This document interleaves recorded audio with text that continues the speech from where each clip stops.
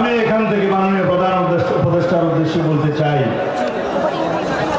যদি আপনার নিয়ত সাফ থাকে তাহলে অতি শিগগির জাতির সামনে বক্তব্য দিয়ে আপনি নির্বাচনের রোড ম্যাপ প্রদান করুন। তার আগে দ্রব্যমূল্য নিয়ন্ত্রণ করুন, জনগণের ক্রয় সীমার মধ্যে নিয়ে আসুন।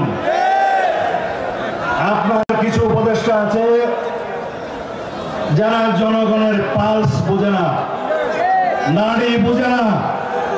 তারা ট্যাক্স বাড়িয়েছে, ব্যাট বাড়িয়েছে, দ্রব্যমূল্য ঊর্ধ্বগতি হওয়ার কারণ হয়েছে সেটা আপনি তাদেরকে নসিহত করেন অথবা বিদায় করেন। জনগণের বিরুদ্ধে যাবেন না।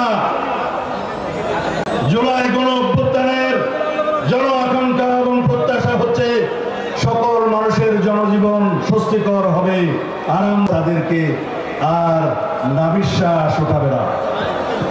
কিন্তু আমরা পরিবর্তন কি দেখতে পাচ্ছি? জনগণ কি বলে? সুতরাং জনগণের আওয়াজ শোনার চেষ্টা করুন মাননীয় উপদেষ্টারা।